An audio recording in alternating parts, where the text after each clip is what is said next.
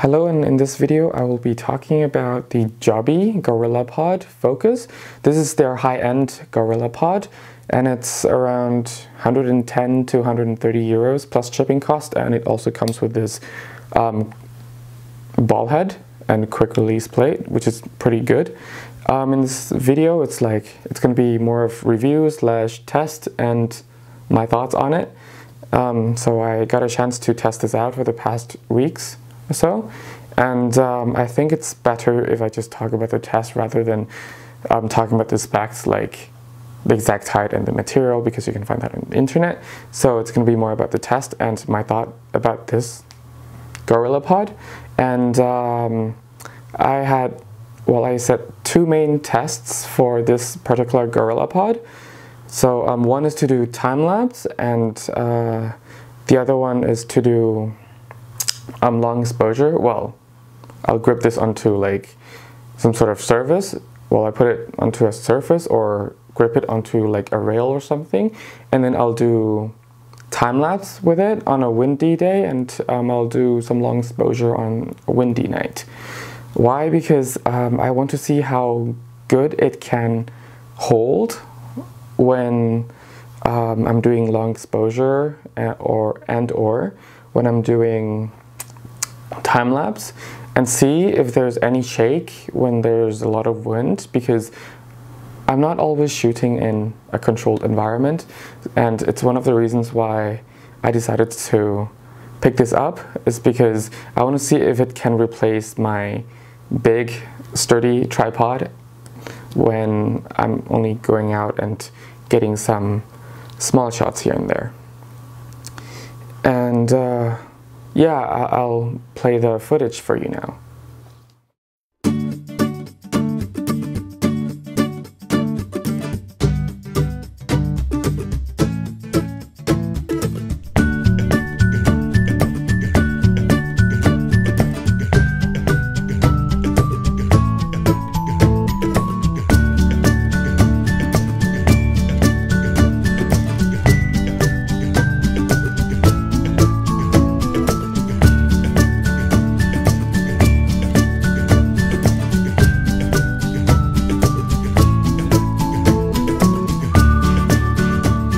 So that was the time-lapse footage. It was actually a really windy day, and I don't know how big your screens are, but I think that I saw quite a few bump here and there. It's actually in Amsterdam Central Station, and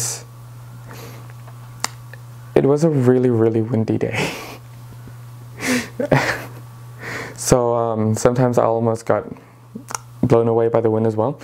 But I think it did not, like, I will not say it did a really good job, but it did not do a bad job either. I think if I were to do it, like, if I were to have a project that it's only like a family project, something like that, or a project for a friend, I think I can work with this. But if I'm doing a professional project where I have to be shooting time-lapse for commercials or whatever, I think I will either have to put some more weight on this or find a solution to make this thing more grippy, or just replace it with my big tripod, just bring it along. Otherwise, if I'm doing commercial work, I think this is better for behind the scenes stuff, like mount a camera somewhere and just shoot it from there, because I don't always need it. Well, I don't really need that footage as the most important footage, because it's just the behind the scenes. And the next up will be the long exposure. So here are the two images from long exposure that I've taken. Both nights were really windy nights, but this is actually a really good one. So everything is sharp. This first sample here, just wait until it loads. So we're zooming into like 1:1 here in Lightroom, and you can see that it's actually pretty sharp, and there's no, well, not a lot of blur. And if we take a look at the second image, and if we start zooming in, after it loads, you'll see that it's not sharp. Like, the line, you see a little bit of blur. And sure, it was a windy night, and sure, it was not taken at the same location, but the surprising part is that actually in this picture, there was more room and more place that the tripod could actually grip onto, whereas in this picture, it was actually a really thin rail, and the tripod was like, I was scared that the tripod might move, because when I just mount the camera on top of the GorillaPod, sorry, not the tripod, but the GorillaPod, the GorillaPod did move a little. And so I thought it would be a a blurry image, but no, it's actually quite sharp. Not as sharp as, say, if it were to be shot on a proper tripod, because like some of the lines are not exactly sharp. But yeah, it's a lot better than the second image. So it's a bit like playing lottery, I guess. So you could get sharp image, but you could also get blurry images. Yeah, I just wanted to share that with you from my results. Sure, it's a really noisy image, but the point here is just to show you the blurriness. Yes, I raised up the shadow a little to show more detail and the blur, of course. But yeah. So yeah, that was the video review of this Joby GorillaPod. So I think at the end of the day, it still replaces my big tripod if I want to go out and just have fun shooting around the city, even on a windy day. But I would still not be using it for my professional work, unless if I'm doing one of those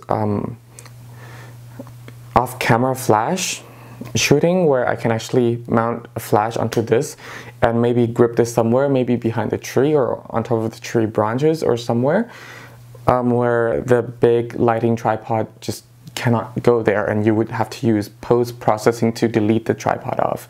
So I guess this would come in handy when talking about commercial work in that way, but otherwise, yeah, maybe for commercial work I would use it as a behind the scene, or as one of those a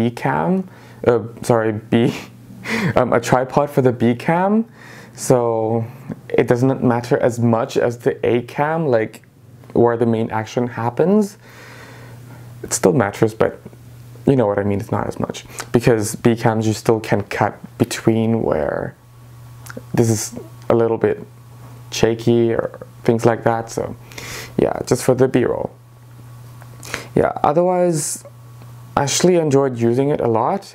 Oh, and when you first get this tripod, the legs are really stiff, so you have to play around with it for several days until it gets to its normal pressure. So you can easily tie it to like a rail or somewhere. As you can see, it's really flexible. And be careful that the rail that you tie the legs onto doesn't have a lot of rough edges or somewhere, because it could destroy the rubberized parts of the tripod. Because I only have this for like half a month or a little bit more, but I can see a lot of scratches and scars on it already, simply because I've been mounting it onto a lot of rough places. Yeah, and that was the review / test and thoughts about this GorillaPod. It's not like one of those reviews where, as I said, that I would go through all the specs, because I don't use them in every single way. But if you happen to be a type of GorillaPod user as I do, and is considering to buy this GorillaPod in the same reason that I bought it for, then I hope you find this useful. Thank you very much for watching, and see you next time.